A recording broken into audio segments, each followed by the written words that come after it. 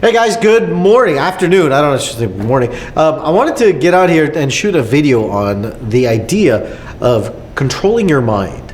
I don't know about you, but if you've ever tried to control your mind, what it looks like, what it means, how do you do it, and how do you control your mind for success? So often, I was doing some reading this past weekend, and I was looking into the depth of kind of like psychology. And it was so often I found people trying to say trying to control your mind into success, or trying to control your mind into better sales, or trying to control your mind into doing anything, right? And I found the literature on it was quite astounding. I found that it was quite chaotic, to be very honest with you. It wasn't very clean in any capacity. Because on one side of the world, you have people talking about control your mind. You got to control your mind in order to be Zen-like, and to be more, living a life of inspiration, fulfillment. It was all about, let's control your mind. But then the other side of it, if you really stop and think about it, what's happening to Lakin and Zolina and Alex, the other side of it, you look at it, there's this idea of people say you got to free your mind.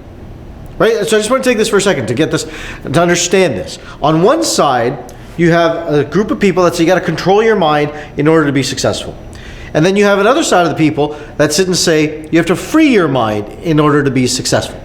And if you stop and think about it, you really think about the paradox that we live in with this, it's quite interesting. It's quite funny if you stop and think about it. So stay with me on this, because this is all going to tie together at the end.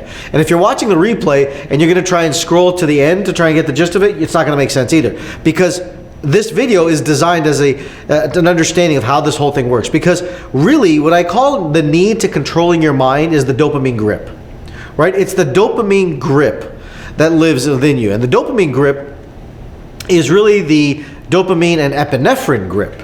Because you chase dopamine, get stuck in epinephrine. Dopamine to epinephrine. And you go back and forth in the cycle of this. But then the other side of it is where the free your mind lives, which is the oxytocin. And have the liberation and the freedom to live in that state. Vasopressin goes up, oxytocin goes up. That's what people define as the free your mind state. But both of these are in direct imbalance to one another. So how do you do this? That's the question, right? How do you go about doing this? So let me give you a couple ideas at least that I think may help you down this journey. Number one, if you want to control your mind, you first have to understand what it's telling you. Right? Let me give you an example of this. I don't know if you've ever had anxiety, stress, fatigue, or any of these factors. You look at it and you sit and say to yourself that you're trying to control your way out of that chaos. It's very difficult to control yourself out of that chaos. And what happens is that you get more stuck in that chaos. The more you try to control, it's like the grip becomes tighter and tighter. It's like one of those Chinese finger puzzles, right? Like the more you grip at it, the further it gets. It's so philosophically brilliant. And if you stay stuck there, the more you try to control it, the more it gets stagnant, for yourself, and you never really grow beyond it. So if you stop and think about it, you take a second back and you say, okay, the first thing you got to do is you got to ask what it's telling you. You got to ask what it's trying to say. You got to ask what is the gist of the meaning behind it, right? For example, someone with anxiety could be struggling with the perception of a loss of fear, or the perception of a loss of a loved one, or perception of the loss of a relationship, or the perception of the loss of money, or not having enough. These all will create anxiety type scenarios. Now, if you've ever felt not enough in any capacity, please put yes in the chat box. Right? Let me know, because this is a real thing for people. This is a real thing that people live in, and they sit and say that I don't feel enough, I don't have enough. And this will give anxiety as a feedback. This will give you an anxiety feedback.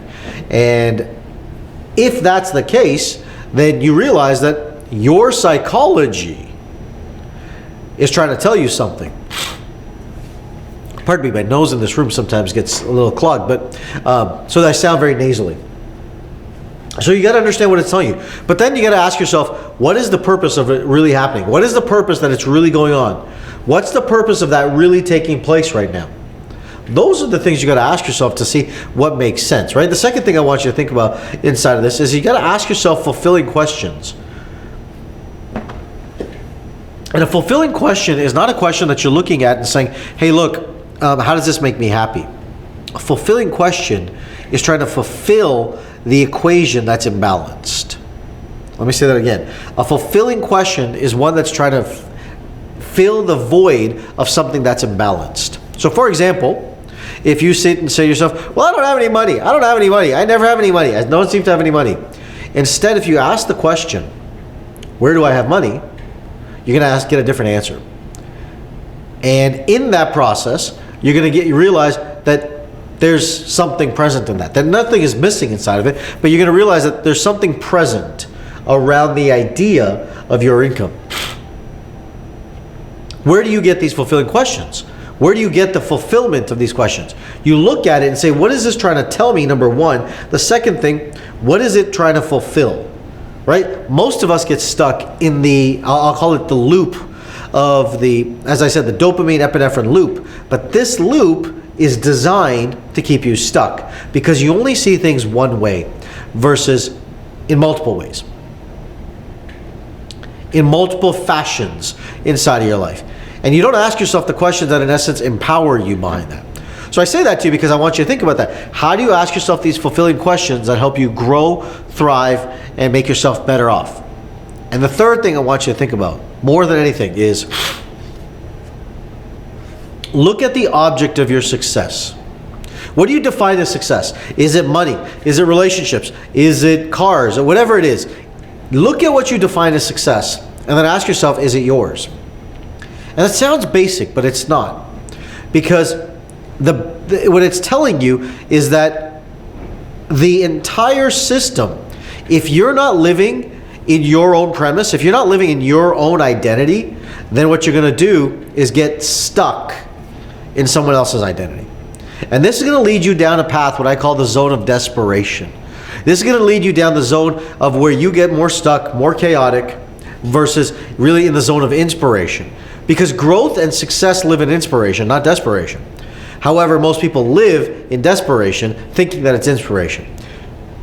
And they don't realize that inspiration is the factors that they're looking for, right? I'm reading some of the comments here, and it's a good question. Alex is saying it's a good question. If you look at your own specific state and your own specific desires, why are you controlling your mind? Think about this just for a second. Why are you trying to control your mind? And I want you to understand that as a platform. Why are you trying to control something that doesn't need to be controlled? Ask yourself the question. What is it you're trying to control it from? Because people say you got to stop the negative thoughts. You got to get rid of the negative thoughts. Okay. Why would they exist if they weren't meant to serve you? Think about that just for a second. Why would it exist if it wasn't meant to serve you? And if your body, your mind, and your system wasn't designed to serve you, why would that seem to exist? Why would that be a part of your life? And if your system is designed to be whole, complete, and authentic, then how could it be something that's not serving you, right? And so I say that as I look at this, I want you to understand this for yourself and say, what is it that it's trying to serve you with? Because what is it you're trying to control? Is the control necessary? Think about this. Is the control necessary? And do you really need to control it, or do you need to let it free? Think about it just for a second. Because whatever you need to control is something that's not of your desire. Let me say it again. Whatever you're trying to control is not of your desire. It's not what you wanted, it's what someone else wanted. So you need to control your mind in order to get that. But when you free your mind, you actually get the things that you really want. So the entire paradox of control your mind and free your mind live within one another. They live in the same state. They live in the same envelope, so to speak. Because whatever you're controlling is someone else's ideas of success, and whatever you're being free to is your ideas of success. And when you don't control your mind, you'll get caught on someone else's ideas of success.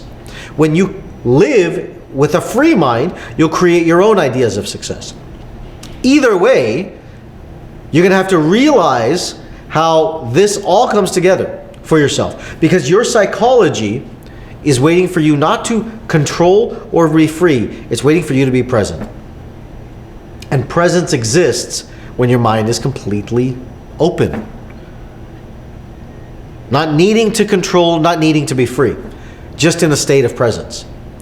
So I said to you earlier that if you just come to the end, it's not going to make a whole lot of sense. But if you stayed with me this whole time, I hope this has made some sense to you. Because this next week, starting March 18th, I'm going to teach you the process of how to be present. I'm going to teach you the process of how to control your mind and free your mind at the same time. I'm going to give you the exact tools that you need to live in a state of inspiration, in the zone of inspiration. We start the Get RYL Challenge on March 18th. And if you're not registered for the Get RYL Challenge, the link is going to go up. It's GetRYLChallenge.com, but it's going to go up underneath here. Click on the link and register.